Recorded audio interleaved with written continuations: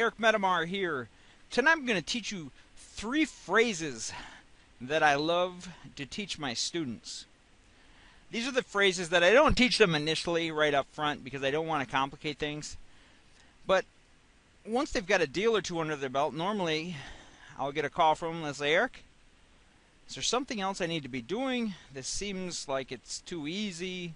Am I missing something? They get uncomfortable almost with how smooth things are rolling around.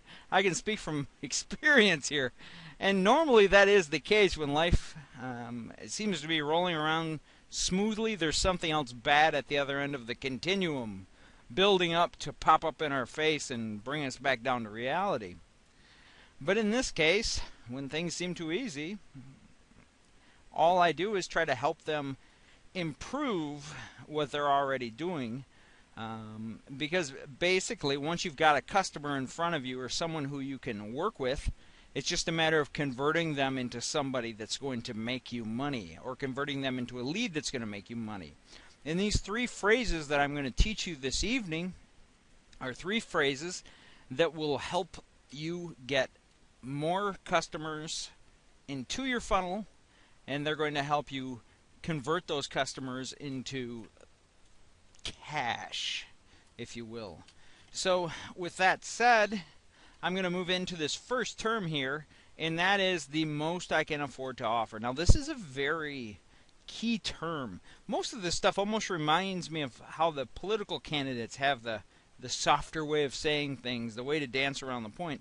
And these don't dance around the point at all, but they do soften the blows to sellers. That's primarily when you're going to use this. And the scenarios where this is going to come up are when you're meeting with a seller and you're presenting your offers. Rather than saying, here's my offer, and then normally after a seller sees your offer, they're going to say, well, my house is worth much more than that. Or something to that effect. And what you don't want to do is say your house isn't worth that, your house is only worth this. You don't want to get in a heated debate with a seller over whether or not you think that their home is worth X amount of dollars and they think that it's Y and you're trying to convince them. And because it's having your home, a home to a seller is a very emotional. If I had a nickel for every seller that I've sat down with that thought their house was something special, because it had X, Y, Z. In the realtor business, when we're doing listings for sellers like that, we call that the gold-plated light bulb. Because they've got something special about their house. Well, I got this gold-plated thing. And what you want to avoid is getting into a scenario like that where you're trying to argue with them about what their home is worth.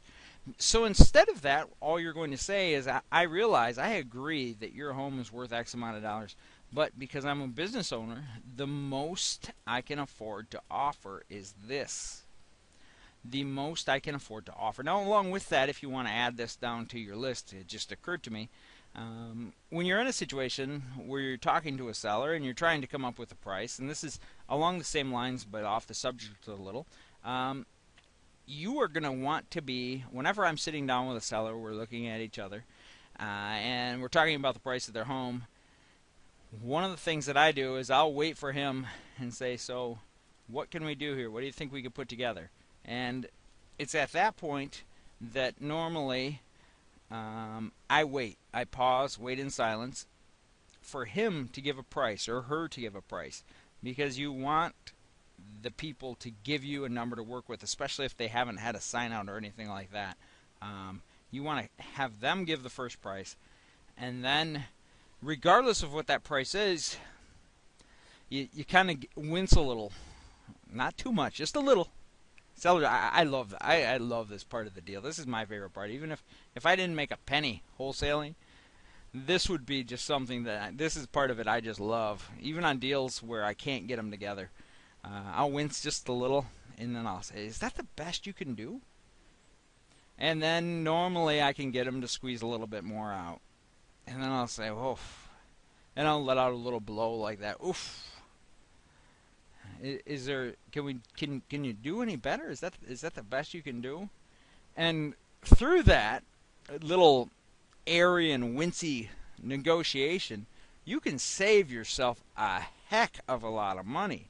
And I'm serious. I mean, a wince and a oof have put so much money in my pocket because, of course, you know the ways that you make money in real estate are when you buy and when you sell. So if we can buy them low, and then we got an investor, the ideal scenario, of course, for wholesaling is we beat the seller up in price, and then we've got a retail buyer on the other end that we found in advance, and they're willing to pay 90 to 95%. So we got and I've done some deals like this, and it's almost like you're just like,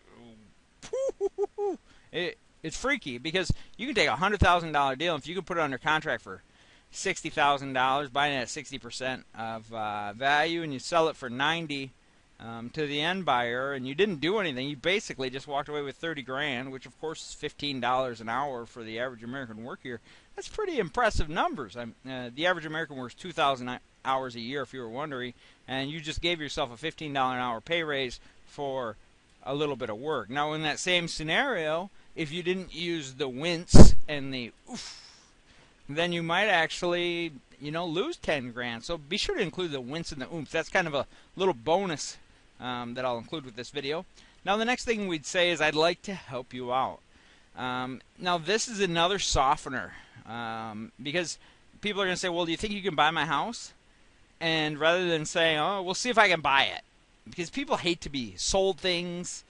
The idea, there's a lot of emotion connected to buying and selling, and even some negative connotations that brings up in people's minds.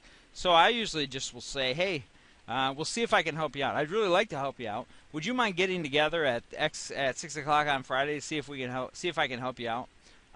And what that does is it softens the word in their brain. And I can tell you this, when the students who begin implementing this, because I like them to get their first deal out of the way, because that first deal is going to be the biggie, and it's always the biggie for them. This is the freaky one, and this is the one where they prove to themselves how easy it's going to be.